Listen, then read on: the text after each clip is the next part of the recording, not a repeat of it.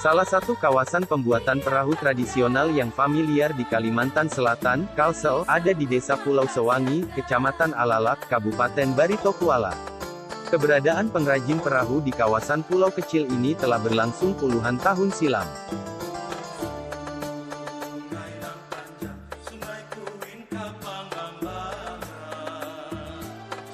Hingga saat ini keberadaannya masih eksis di tangan generasi penerusnya. Pengrajin perahu di Pulau Sewangi rata-rata masyarakat setempat. Mereka belajar cara membuat perahu dari para tetua kampung yang dulunya memang berprofesi sebagai pembuat perahu.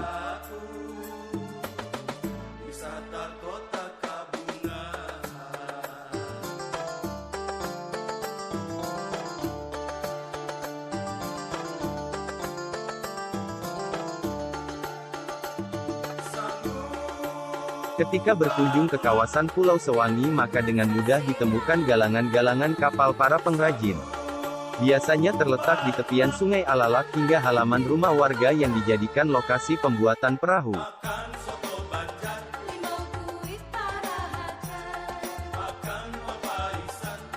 Mengenai jenis dan ukuran perahu yang diproduksi secara manual di Pulau Sewangi ini beragam. Begitu pula bahan kayu yang digunakan. Adapun proses pembuatan biasanya tergantung besar ukuran perahu yang dibuat.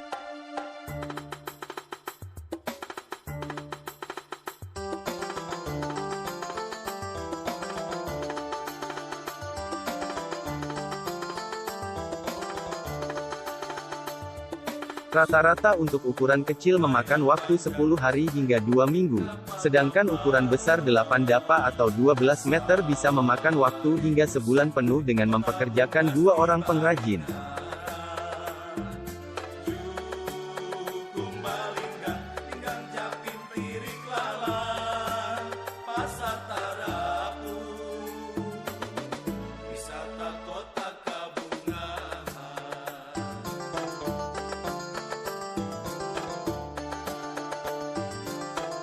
Ngomong soal jukung nih, ada satu souvenir khas Pulau Sewangi ini.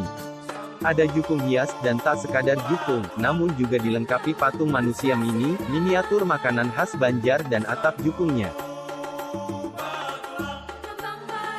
Bahannya dari kayu untuk jukung dan manusianya. Sedangkan untuk miniatur makanannya dibuatnya dari rempah-rempah dapur yang sudah dikeringkan, kemudian dibentuknya dan dicatnya menjadi kue-kue khas Banjar.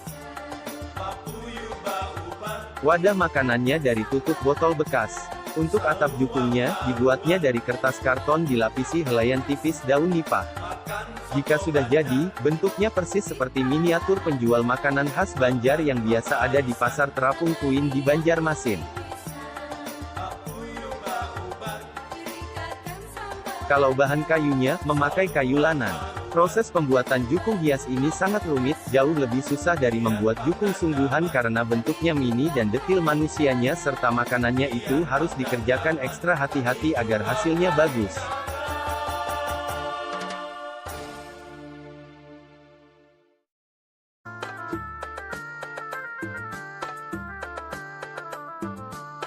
Harga jualnya Rp50.000 untuk jukung berisi 2 patung manusia saja tanpa ada makanannya, Rp75.000 jika dilengkapi makanan dan Rp100.000 untuk jukung hias yang berukuran lebih besar dari yang berharga Rp75.000.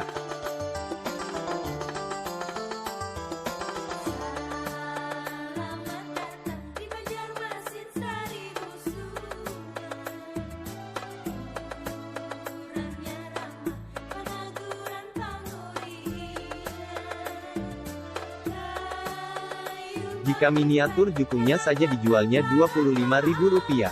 Tiap hari selalu ada saja yang laku. Beberapa hari yang lalu ada yang memborong hingga puluhan buah.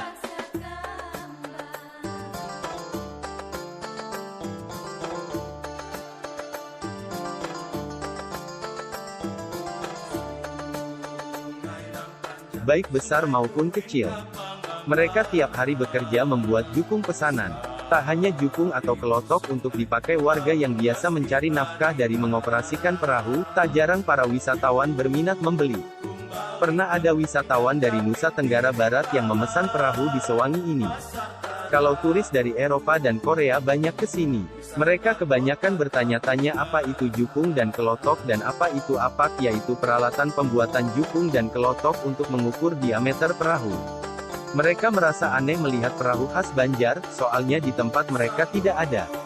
Perahu-perahu khas Banjar dulu kebanyakan berbahan kayu ulin atau kayu besi dan kayu cangal.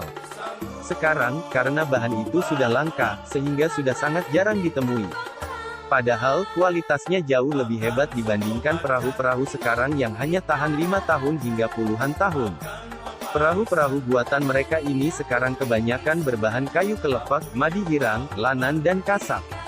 Proses pembuatan perahu ini sangat sulit. Kayunya, ketika masih berupa gelondongan dibakar selama sekitar 2 jam agar memuai kemudian terbuka sehingga tak lagi keras. Jika sudah tak terlalu keras, akan mudah membentuknya menjadi badan perahu.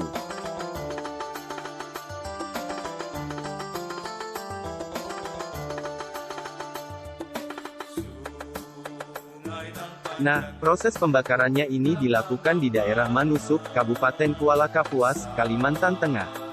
Para perajinnya di sana kemudian menjual kerangka perahu yang sudah jadi itu ke para perajinnya di Pulau Sewangi ini. Satu kerangka dibelinya jutaan rupiah, harganya berbeda-beda tergantung jenis kayunya. Ukuran kelotok yang dibuatnya berbeda-beda. Ada yang sepanjang 4 dapa, sekitar 8 meter, dan ada juga yang sepanjang 5,5 dapa. Dapa adalah satuan ukur orang Banjar zaman dulu. Satu dapa itu sepanjang bentangan kedua tangan orang dewasa, diperkirakan sekitar 100 cm. Para perajinnya ini menjalani pekerjaan tersebut sejak masih muda. Pekerjaan ini adalah warisan nenek moyang penduduk Pulau Sewangi. Tak heran jika mereka ini sangat piawai membuat perahu. Harga perahu ini berbeda-beda. Kalau yang ukuran 4 dapa dijual 3,5 juta rupiah.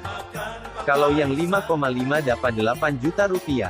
Harganya memang mahal karena sepenuhnya dikerjakan memakai tenaga manusia dan waktunya lama, antara seminggu hingga 2 pekan untuk satu perahu. Saat ditanya tentang sejarah pembuatan perahu tradisional Banjar di pulau ini, masyarakat Pulau Sewangi mengaku tak tahu, dan juga tidak tahu saat ditanya tentang asal-usul nama Pulau Sewangi.